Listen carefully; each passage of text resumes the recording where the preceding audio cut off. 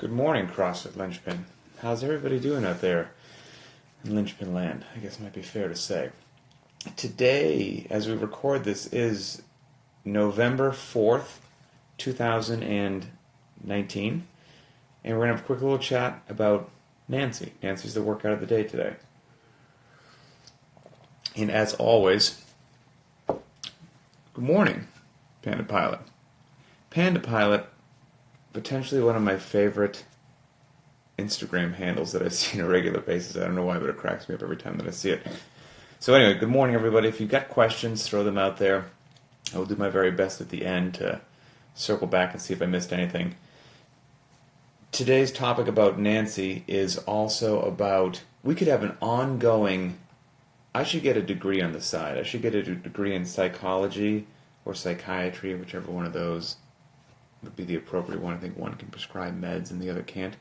But CrossFitters are in continual need of therapy just to calm down all their crazy mental things that they have going on. So that's always woven into most of the things we chat about. And today's going to be no different. Nancy. So it's a named workout. It's a benchmark workout. And any time that a benchmark workout comes out, or any time that a repeat comes out, there's this immediate, suffocating, overwhelming pressure for a lot of people to set a lifetime personal best on whatever that is. And if today, when they woke up and saw the workout, they have a peak performance for their entire time on this planet for that workout, then today was a good day, everything's going well in their fitness, and if they don't do that, there's just manic depression and sadness and questioning life choices, and am I on the right path, and what's happening, and the world's falling down around me, etc., etc. I'm using conscious exaggeration and hyperbole to obviously draw a point and paint a picture, but it's not too far off from the truth. So, I saw somebody yesterday posted under the comments for CrossFit Linchpin for Nancy that they did the workout, and I was going to say they can remain nameless, but you can probably just go check out their profile. They did Nancy, and Nancy, for anyone who doesn't know, 5 rounds for time, 400-meter run, 15 overhead squats at 95 pounds for the men, 65 pounds for the women. Beautiful, beautiful, gorgeous, elegant, effective, dirty, nasty workout all wrapped up into one. They said they did Nancy in 15 minutes and 19 seconds. It's a fantastic time. That was 10 seconds slower than the last time that we did Nancy, which I think was a few months ago. They said, however, okay, it's 10 seconds slower, but I'm not totally unhappy because it's 35 degrees colder today than it was last time we did Nancy. So, given the fact that it was 35 degrees colder, all right, I was 10 seconds slower. And which is great. It's fantastic. But then I got curious. I was like, 10 seconds slower. I wonder if you just crunched the numbers, how close to your previous time were you? I know 10 seconds, but what about percentage-wise? So I figured out, obviously he did it in 15:19, 10 seconds slower. So the last time he did it was 15:09. How many seconds are in 15 minutes and 9 seconds? How many seconds are in 15 minutes and 19 seconds? And then what's that difference there?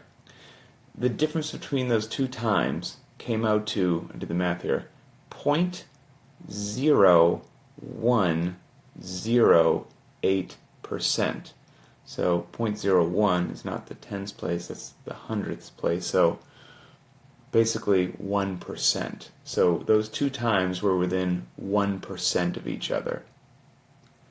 I would say that's pretty darn close. And they're within 1% of each other with 35 degrees colder.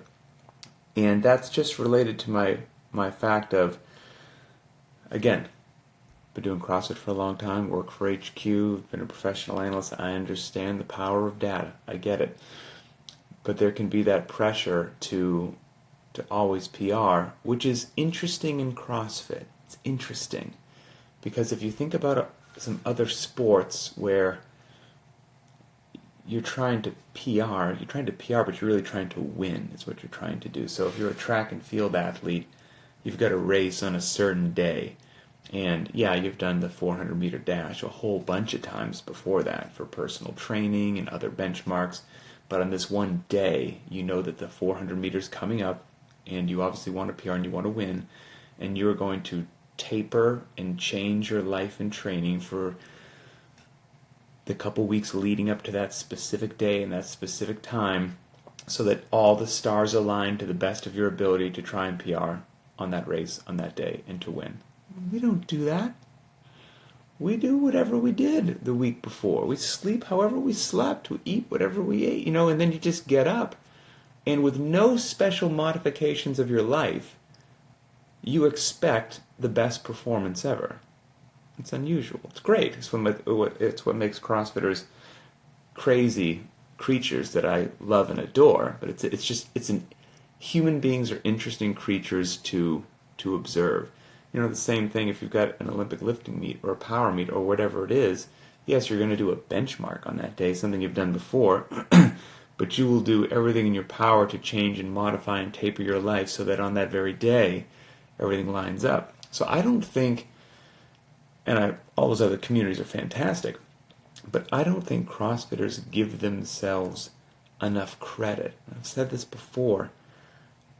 I mean, with no tapering and no special modifications of life, no nothing, you just live in your life. Most CrossFitters walk around being able to be within 10% of their best ever, you fill in the blank. You're always walking around at 90%, this 90% or more ready state. Most people are just, even on a bad day, they're within 10% of their old Nancy time.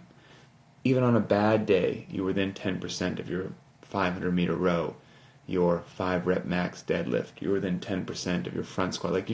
You walk around pretty close, 90% at all times.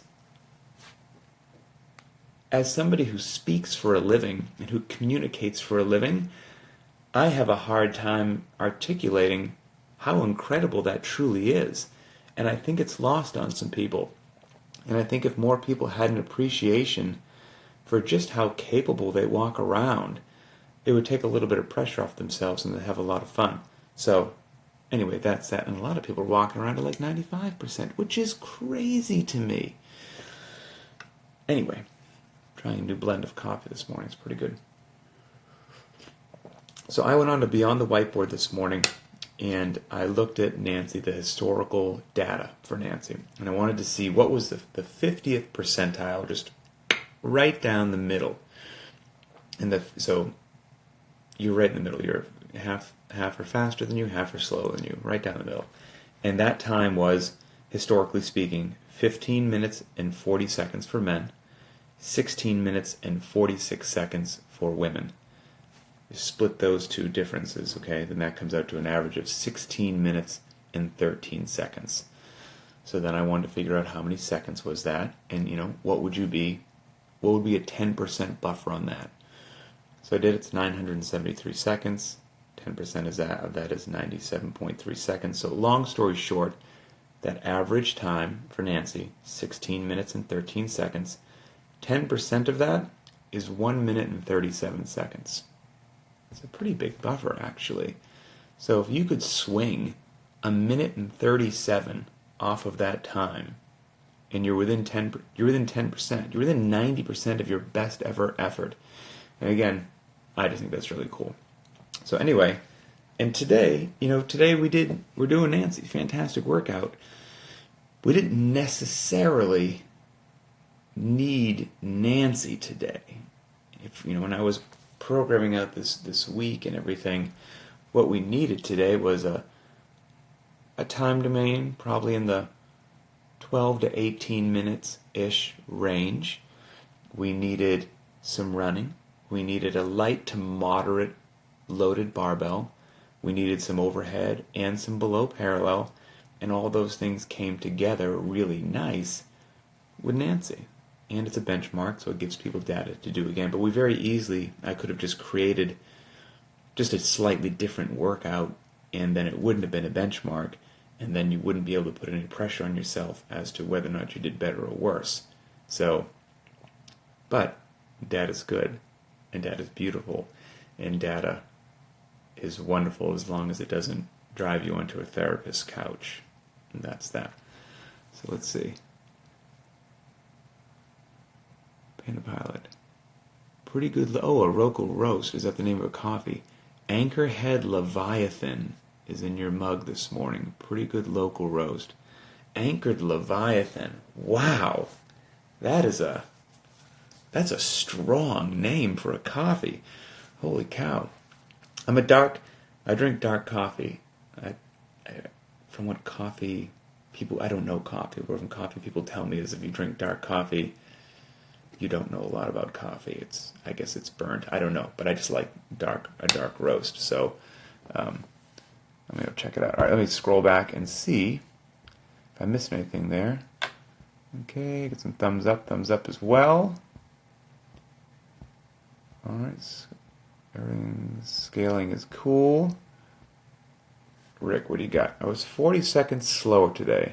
It's early on a Monday. I ran on a treadmill. Lots of factors. I was huffing and puffing. I'll get it faster next time. Doesn't bother me. That's a phenomenal attitude, Rick. A phenomenal attitude. Fitness was achieved, right? That's why we created that little saying. If you PR, fantastic. Hope you do. If you don't, your body's out there doing functional movements. You're not on the couch. Life is fantastic. Tim Chan, I see it. What's going on, brother? And I'll end it with this. I don't want to set the expectations too high, so I'm going to give myself a good window. Today's November 4th. There's been a decent amount of requests for, because I'm taking these Instagram live videos, which after 24 hours, they disappear. And then I edit them very little, basically. But then I put them on the CF Linchpin YouTube channel. And that way they live forever. And you can reference them, you can share them. It's just good stuff. But some people have said, that's great, appreciate that, but I'd really love to have them in podcast format, all these Linchpin Conversations, so that when I'm driving or doing whatever, I could just listen to it as I would with any other podcast. That's a good idea. It's more work, but it's a good idea. So I looked into it. And I'm in the process of making that happen. So I'm just going to say that I hope I can start posting old episodes, because I've been putting them on the YouTube channel now for maybe, I don't know, there's probably 25 or 30 Linchpin Conversations on the YouTube channel, so I'll start converting those over to MP3 files, and then as I'm creating the podcast platform and whatnot, and uploading them to there. So I hope that maybe that will become available to everybody maybe around the first of the year. And that gives me a couple months. But then you'll have the content wherever you want. It'll be here, real time, live on Instagram. It will then live in video format, if you so desire, on our YouTube channel. And then you will also be able to consume it, if you want, in just an audio-only deal, like a podcast. So, in the works. It's in the works. And as always, thanks for being awesome. And if you want to learn more about why we do what we do at CrossFit Linchpin, go to CrossFitLinchpin.com. Check it out. Check out our philosophy. Check out what we embrace, what we're all about. Check out the private track. Join the community. And have fun. I will talk to you guys later.